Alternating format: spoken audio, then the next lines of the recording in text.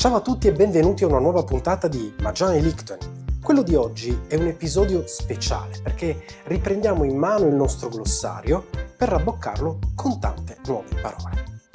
Nel primo episodio dello scorso anno avevamo parlato del sistema solare e degli animali. Quest'anno affrontiamo invece un vero e proprio campo minato, le emozioni. Oggi imparerai a esprimere in lingua monellica affetto, amore, gratitudine, rancore. Vorrei ringraziare per l'idea due persone. Innanzitutto Sofia, che già nella scorsa puntata del glossario si era scatenata. E poi William, un professionista in campo linguistico ed educativo, ma soprattutto un collega creatore di lingue artificiali, con il quale ogni tanto mi è capitato di confrontarmi anche su aspetti tecnici della glossopoiesi. William ha creato il Lingaust, una lingua artificiale romanza che pubblica su Instagram e di cui metto il link in descrizione con enorme piacere.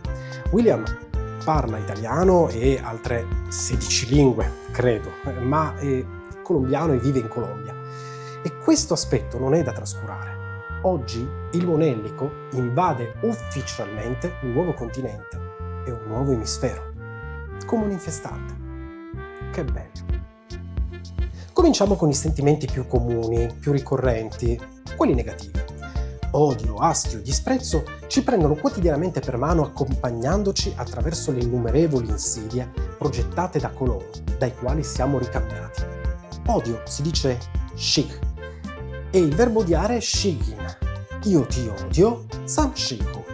Esiste un'altra parola per odiare, nisoein, che si riferisce però a un odio più istintivo, meno razionale. Potremmo tradurlo con aborrire. A questa parola è associato il sostantivo missima, che indica l'oggetto dell'odio. Missima tomosi assue. Tu sei l'oggetto del mio odio, io ti odio. Esiste poi l'odio, l'avversione determinati da paura e terrore.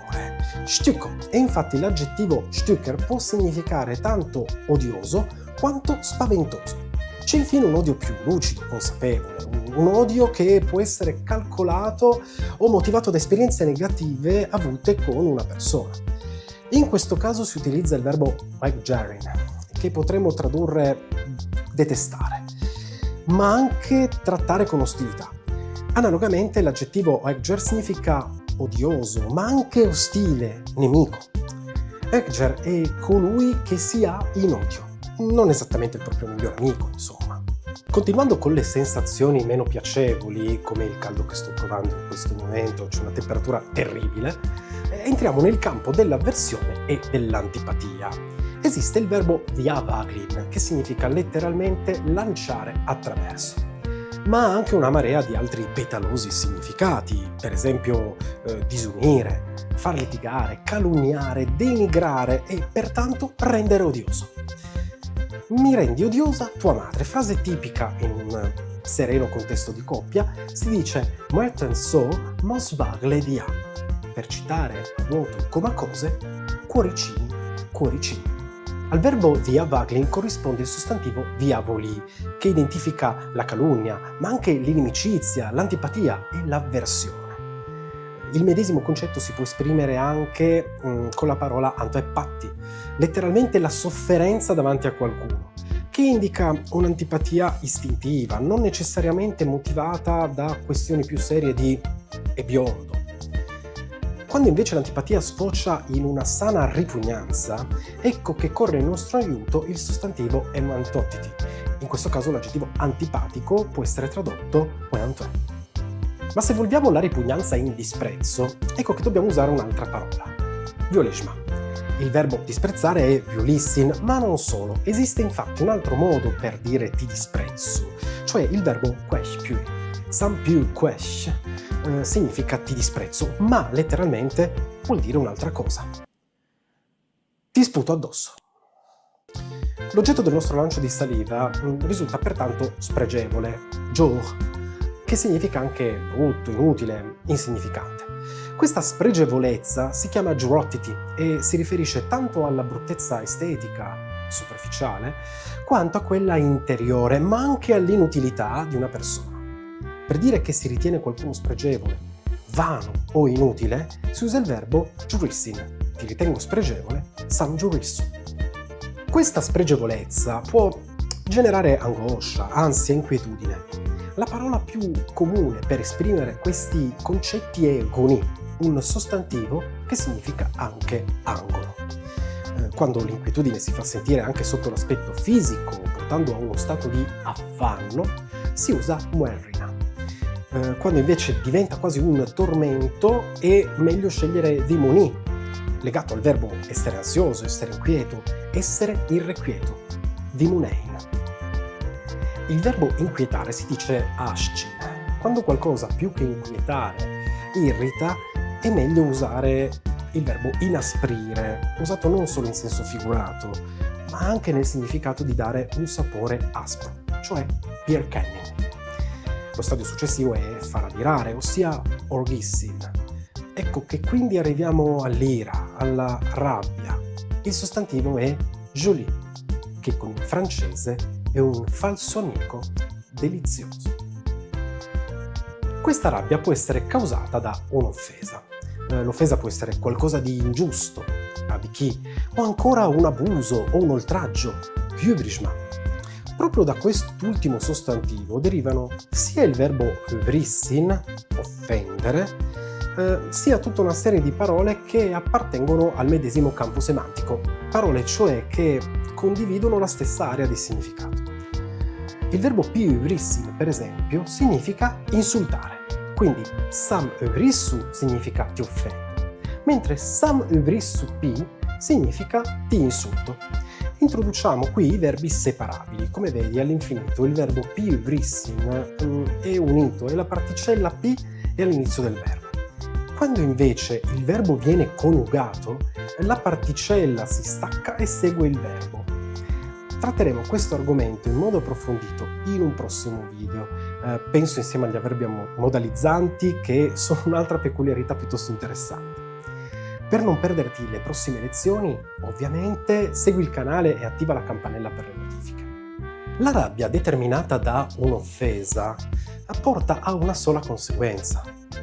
No, non la riconciliazione, la vendetta. Vendetta si dice timuri, mentre vendicarsi è timia erin, che letteralmente significa assumere su di sé il prezzo.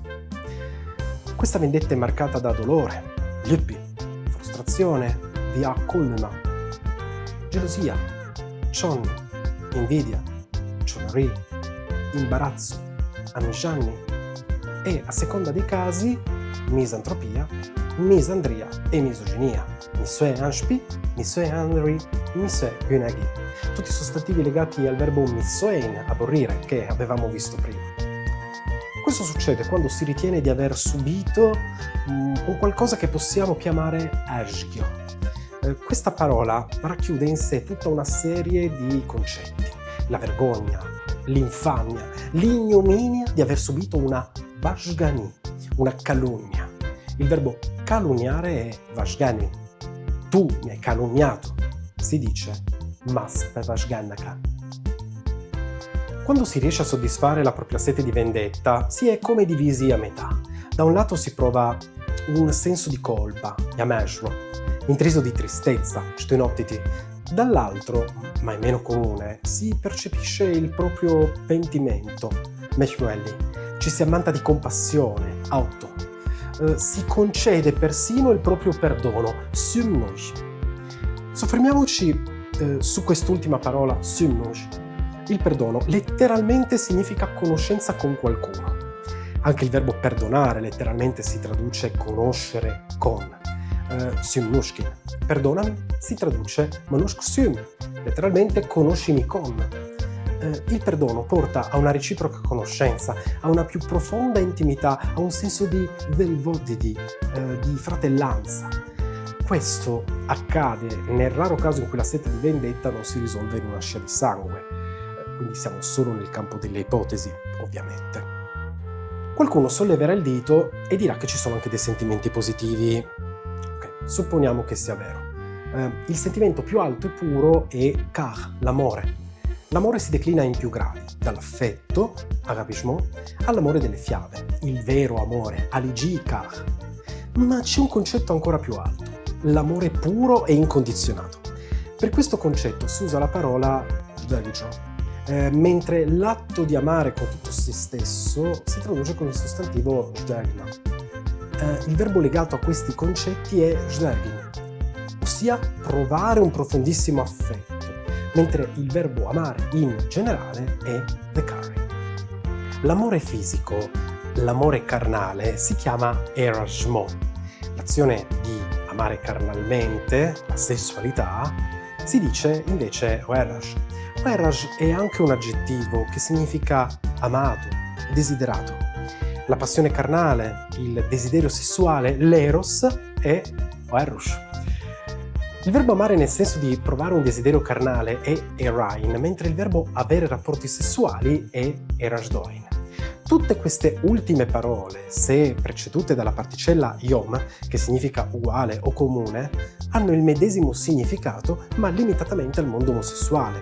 Così yom eraj significa per esempio omosessuale, mentre yom erajdoin vuol dire avere rapporti omosessuali, e così via. Il sesso porta eccitazione, l'anni, estasi, quesheki, entusiasmo, entusiasm, altra parola composta che letteralmente significa partecipazione in. Il sesso regala anche soddisfazione, idoni, e piacere, tuerbno o yed. Ma il piacere d'amore si dice in tutt'altro modo. Vrodi, una parola che, quando è usata in qualità di aggettivo, significa venereo, di Venere.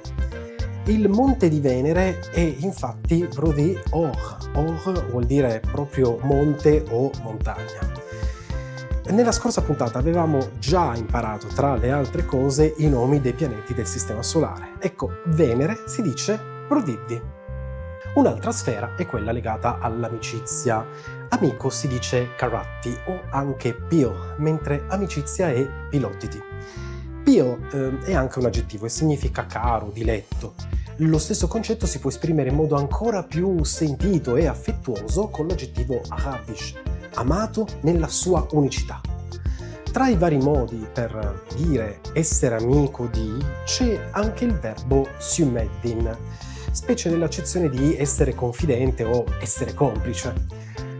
Piccola curiosità, c'è un uso particolare di questo verbo all'indicativo perfetto, l'esclamazione Tomaot Kasyum, è da tradurre ne sono conscio, ne sono consapevole, lo so, ma letteralmente significa ne sono stato amico.